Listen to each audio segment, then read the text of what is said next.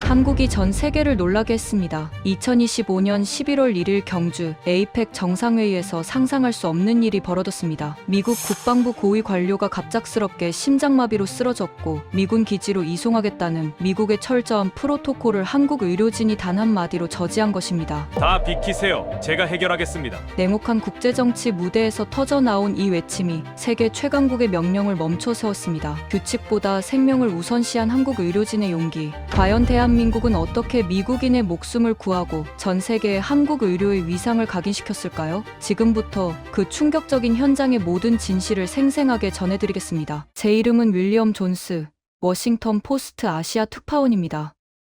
그날 저는 단순한 관찰자가 아니었습니다. 역사가 바뀌는 순간을 목격한 증인이었습니다.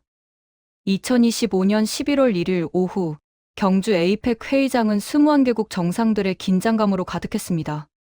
저는 20년간 국제정치를 취재해온 베테랑 기자로서 이번 회의의 핵심 의제인 아시아 태평양 경제 협력을 심층 보도하기 위해 현장에 있었습니다. 51살의 나이에도 여전히 현장을 누비는 저에게 이런 대형 국제회의는 일상이었지만 그날만큼은 달랐습니다.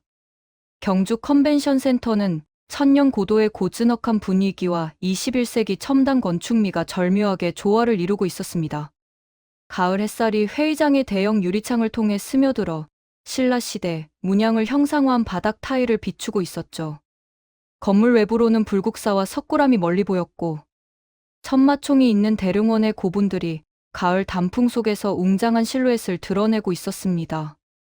메인 회의장은 반원형으로 설계되어 있었고 중앙에는 한국의 전통 문양인 태극과 팔괘를 현대적으로 재해석한 대형 로고가 설치되어 있었습니다. 각국 정상들의 자리는 국가별 위상에 따라 치밀하게 배치되어 있었죠. 미국과 중국은 한국을 중심으로 양쪽에 자리했고 일본, 호주, 인도 등 주요국들이 그 주변을 둘러싸고 있었습니다. 회의장의 천장에는 수백 개의 크리스털 샹들리에가 매달려 있었고 각각이 은은한 빛을 내뿜으며 회의장 전체를 따뜻하고 고급스러운 분위기로 만들어주고 있었습니다. 벽면에는 한국의 사계절을 형상화한 대형 미디어 아트가 설치되어 있어 은은하게 변화하는 자연의 모습이 회의 진행과 함께 펼쳐지고 있었죠. 저는 프레스룸에서 이 모든 광경을 내려다보며 노트북을 두드리고 있었습니다. 프레스룸은 메인 회의장 2층에 위치해 있어 아래쪽 상황을 한눈에 볼 수 있었거든요. 200여 명의 세계 각국 기자들이 자리를 가득 메우고 있었고 다양한 언어로 실시간 보도가 이어지고 있었습니다. 그날의 회의장 분위기는 특별했습니다. 각국 정상들의 표정에서 이번 회의의 중요성을 읽을 수 있었거든요. 미국 대통령은 평소보다 진지한 표정으로 자료를 검토하고 있었고 중국 주석은 깊은 사색에 잠긴 듯 먼 곳을 바라보고 있었습니다. 일본 총리는 수행원과 끊임없이 무언가를 논의하고 있었죠. 특히 인상적이었던 것은 각국 수행원들의 움직임이었습니다. 외교관들이 회의장 곳곳에서 비공식 회담을 벌이고 있었고 통역관들은 동시통역 부스에서 분주하게 움직이고 있었습니다. 21개 언어가 실시간으로 번역되는 그 복잡한 과정을 보는 것만으로도 국제회의의 웅장함을 느낄 수 있었죠. 호주 총리 옆에 앉은 외무장관은 태블릿을 들여다보며 뭔가 중요한 자료를 확인하고 있었습니다. 인도네시아 대통령은 차분한 표정으로 발표 자료를 정리하고 있었고 태국 총리는 수행원과 조용히 대화를 나누고 있었죠. 싱가포르 총리는 평소처럼 냉철한 표정으로 다른 정상들의 동향을 관찰하고 있었습니다. 캐나다 총리는 멕시코 대통령과 뭔가 진지한 이야기를 나누고 있었고 칠레 대통령은 페루 대통령과 함께 남미 경제 블록에 대한 논의를 하고 있는 듯했습니다. 러시아 대표는 신중한 표정으로 회의 자료를 검토하고 있었죠. 저는 특히 각국 경호원들의 움직임에 주목했습니다. 미국 시크릿 서비스 요원들은 회의장 곳곳에 배치되어 있었고 그들의 매서운 눈빛으로 주변을 감시하고 있었습니다. 중국 경호원들도 마찬가지로 긴장된 표정을 유지하고 있었죠. 각국 경호원들 사이에는 보이지 않는 긴장감이 흐르고 있었습니다. 한국 측 경호원들은 상대적으로 여유 있는 모습이었습니다. 자국에서 열리는 회의인 만큼 지리적 우위를 점하고 있었거든요. 하지만 그들 역시 21개국 정상이 모인 회의의 무게감을 충분히 인식하고 있었습니다. 오후 3시 22분, 드디어 해리슨 차관보의 발표가 시작됐습니다. 59세의 해리슨은 키가 크고 당당한 체격의 회색, 머리를 깔끔하게 빗어넘긴 전형적인 미군 장성의 모습이었습니다. 그의 가슴에는 아프가니스탄 전쟁 참전 훈장을 비롯해 수많은 메달이 달려 있었고, 걸음걸이에는 30년간 군 복무를 해온 사람만의 위엄이 배어 있었죠. 존경하는 각국 정상 여러분, 그리고 참석자 여러분. 해리슨의 목소리는 힘있고 안정적이었습니다. 하지만 저는 프레스룸에서 그를 유심히 관찰하며 이상한 점을 발견했습니다. 그의 얼굴이 조금씩 창백해지고 있었던 것입니다. 아시아 태평양 지역의 평화와 안정은 전 세계의 번영과 직결되어 있습니다. 해리슨이 발표를 이어갔지만 그의 이마에 식은땀이 맺히는 것이 보였습니다. 각국 정상들은 집중해서 해리슨의 발표를 듣고 있었습니다. 중국 주석은 심각한 표정으로 고개를 끄덕이며 들었고, 일본 총리는 메모를 하며 발표 내용을 기록하고 있었습니다. 우리는 이 지역의 모든 국가들과 함께 번영의 미래를 만들어가고 싶습니다. 하지만 해리슨의 상태는 점점 이상해졌습니다. 목소리가 약간 떨리기 시작했고 숨소리가 거칠어졌습니다. 한국 대통령이 가장 먼저 해리슨의 이상 징후를 포착했습니다. 아시아 태평양의 평화는. 해리슨이 말을 하다가 갑자기 멈췄습니다. 그는 연단을 움켜쥐며 깊은 숨을 들이마셨습니다. 회의장이 조용해졌죠. 그리고 다음 순간 충격적인 일이 벌어졌습니다. 해리슨이 가슴을 움켜쥐며 비틀거리다가 단상에서 떨어져 딱딱한 대리석 바닥에 쓰러진 것입니다. 그 순간 회의장은 순식간에 아수라장이 됐습니다. 각국 정상들이 깜짝 놀라 자리에서 일어났고 수행원들이 우르르 몰려들었습니다.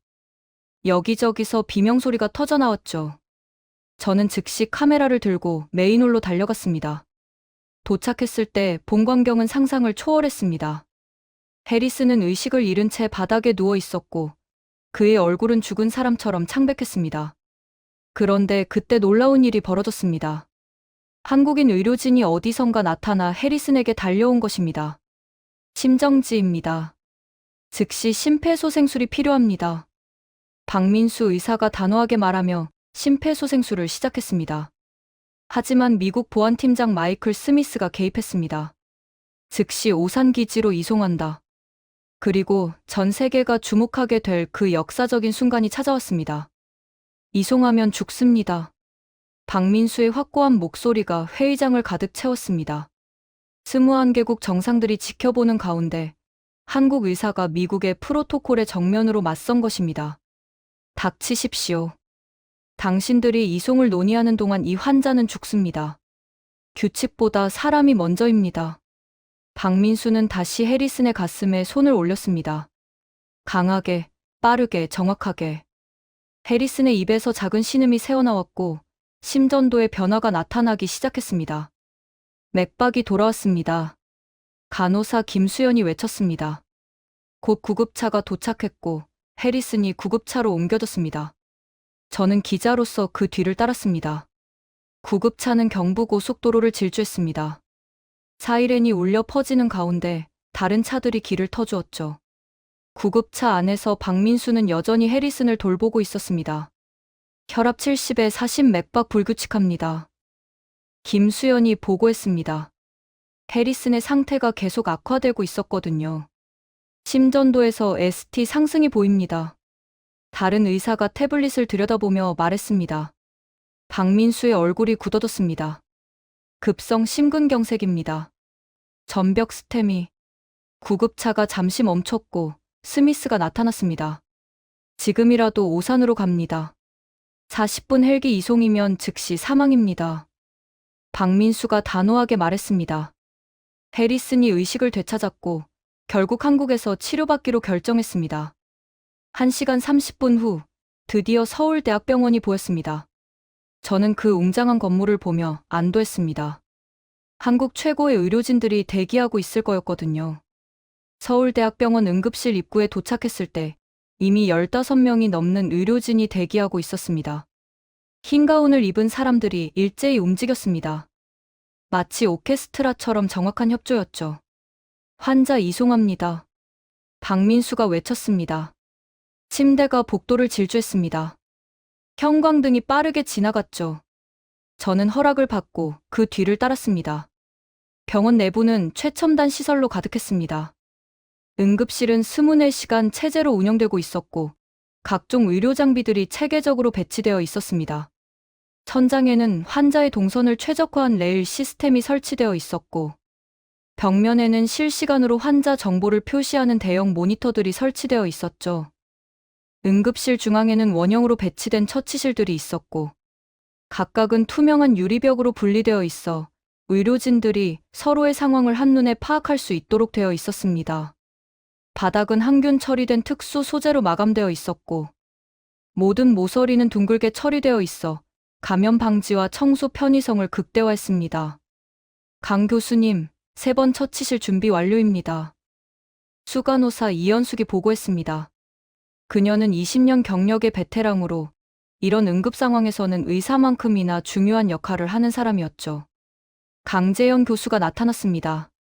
그는 50대 중반으로 보였는데 회색 머리에 날카로운 눈빛이었죠. 국내 최고의 심장외과 의사 중 한 명이었습니다. 그의 주변에는 20년 넘게 함께 일해온 팀원들이 있었습니다. 급성 심근경색, 전벽 스테미, 좌전하행동맥 완전 폐쇄. 박민수가 차트를 건넸습니다. 강재현이 받아들이며 신속하게 내용을 확인했습니다. 응급 관상동맥 중재술 준비하십시오. 강재현의 명령에 응급실 전체가 돌아가기 시작했습니다. 각 팀원들이 자신의 역할에 따라 움직였죠. 마취과 전문의 김상우가 달려왔습니다. 그는 30년 경력의 베테랑으로 심장 수술 마취 분야의 최고 전문가였습니다. 환자 상태 확인했습니다. 마취 준비 완료입니다. 김상우가 보고했습니다. 그의 팀원들도 각종 마취 장비를 준비하고 있었죠. 영상의학과 전문의 박지영도 함께 왔습니다. 관상동맥 중재술에는 실시간 영상 가이드가 필수였거든요. 혈관조영술 장비 준비 완료입니다. 박지영이 말했습니다.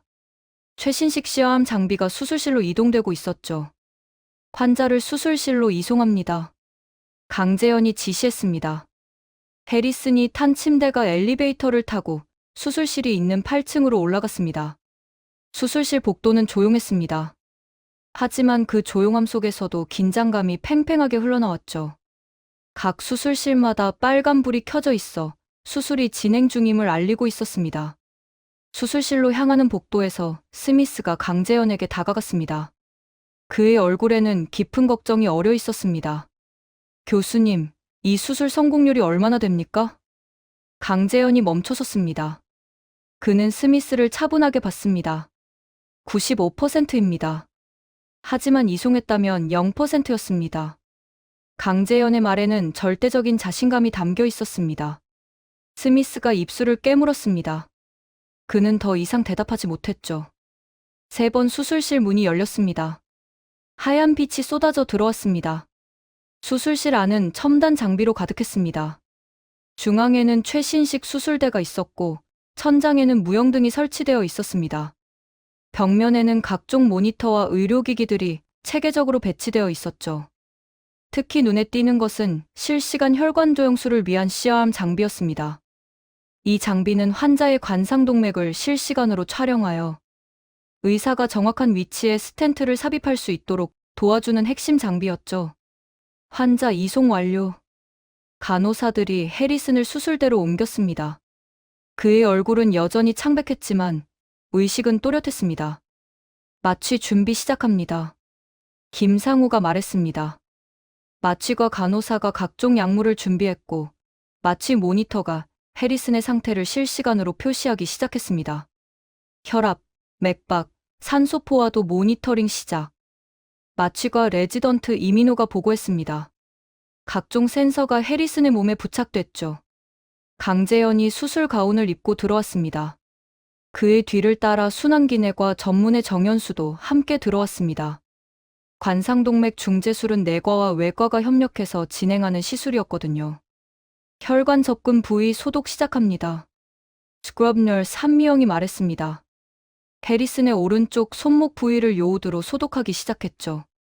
요골동맥을 통해 카테터를 삽입할 예정이었습니다. 지금부터 이 환자의 시간은 나의 시간입니다. 강재현이 말했습니다. 저는 수술실 밖 관찰실에서 그 말을 들었습니다. 한국 의료진의 자신감과 책임감을 느낄 수 있었죠. 마취 시작합니다. 김상우가 마스크를 씌웠습니다. 해리슨이 천천히 의식을 잃어갔습니다. 그의 얼굴에는 한국 의료진에 대한 신뢰가 담겨 있었죠. 마취 유도 완료. 수술 시작하셔도 됩니다. 김상우가 보고했습니다. 강재현이 고개를 끄덕였습니다.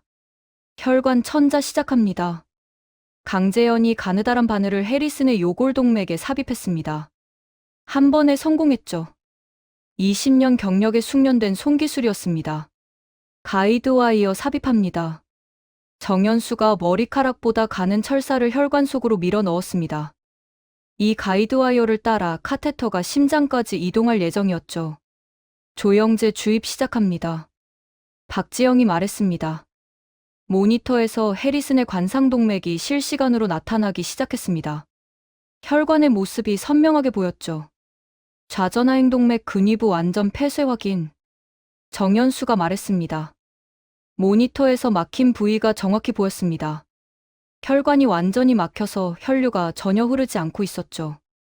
카테터 위치 조정합니다. 강재현이 섬세하게 카테터를 조작했습니다. 1mm라도 잘못되면 혈관이 손상될 수 있는 정밀한 작업이었죠. 풍선 카테터 삽입 준비. 정연수가 말했습니다. 막힌 혈관을 뚫기 위한 풍선 카테터를 준비했습니다. 풍선 확장 시작합니다. 정연수가 조심스럽게 풍선을 부풀리기 시작했습니다. 모니터에서 막힌 혈관이 서서히 열리는 모습이 보였죠. 혈류 회복 확인. 박지영이 흥분된 목소리로 말했습니다.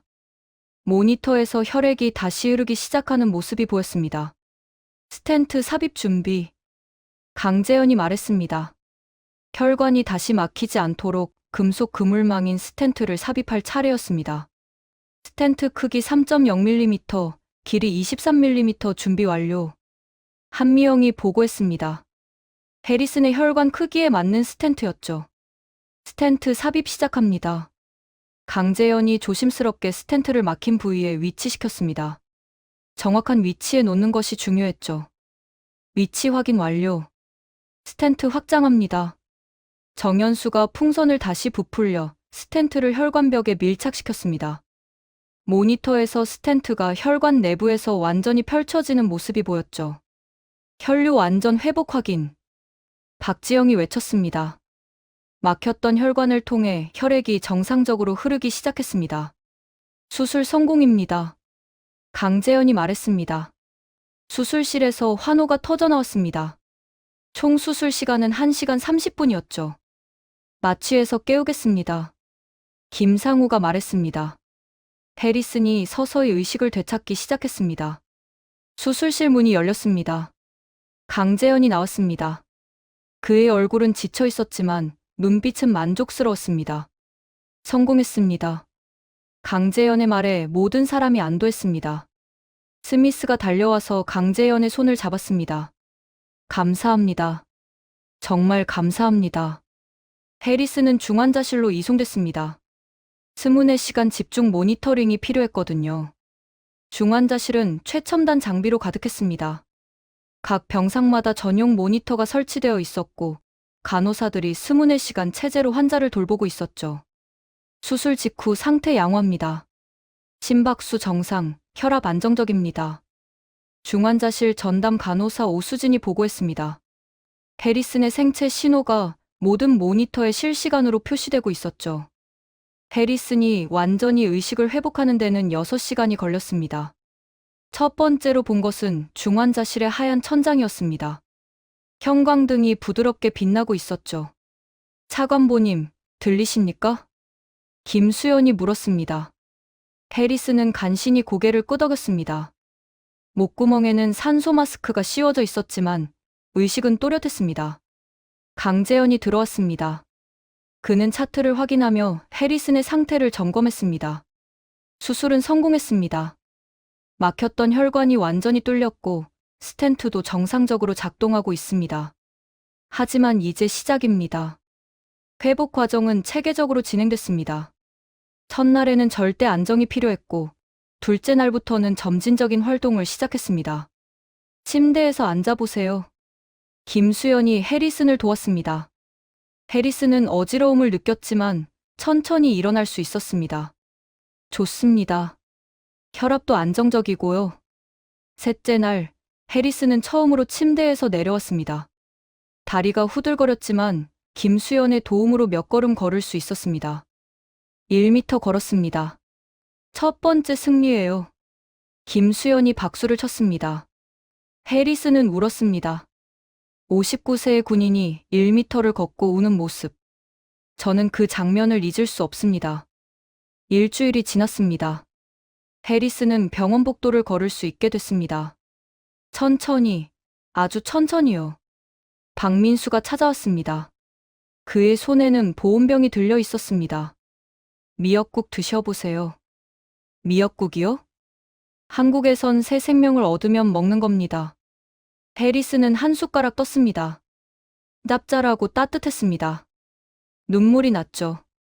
왜 우세요? 살아있어서요. 박민수가 웃었습니다. 처음 보는 미소였습니다.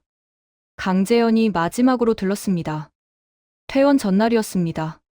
잘 회복했습니다. 선생님 덕분입니다. 아닙니다.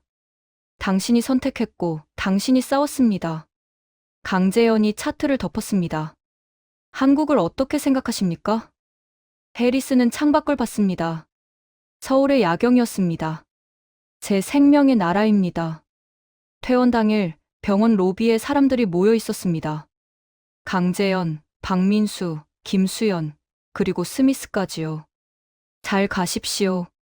강재현이 손을 내밀었습니다. 해리슨은 악수 대신 그를 껴안았습니다. 제 생명을 지켜주셔서 감사합니다. 워싱턴 도착 후 펜타곤 브리핑룸은 기자들로 가득했습니다. 차관보님, 한국 의료에 대해 어떻게 생각하십니까? 해리슨은 마이크 앞에 섰습니다.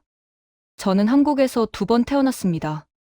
한 번은 박민수 선생님의 사분이, 한 번은 강재현 선생님의 90분이 제게 준 선물입니다.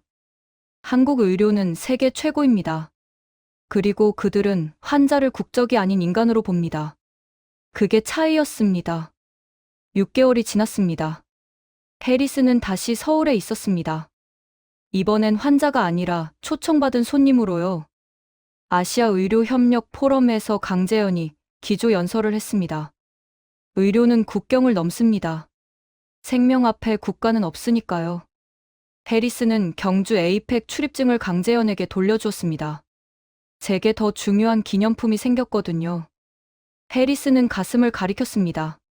수술 자국이 있는 곳이었죠. 이 상처가 제 기념품입니다. 매일 아침 거울을 볼 때마다 생각해요. 한국이 저를 살렸다고요? 저는 이 모든 과정을 지켜보며 깊은 감동을 받았습니다. 한국이 보여준 것은 단순한 의료 기술이 아니었습니다.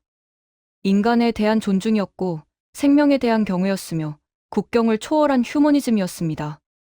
오늘 이야기가 감동이었다면 좋아요 버튼으로 응원해 주십시오. 댓글로 여러분의 생각도 들려주시고요. 구독과 알림 설정까지 해주시면 더 많은 자랑스러운 대한민국의 이야기를 전해드리겠습니다. 다음 영상에서는 더 감동적이고 더 가슴 벅찬 이야기로 찾아오겠습니다. 여러분 감사합니다.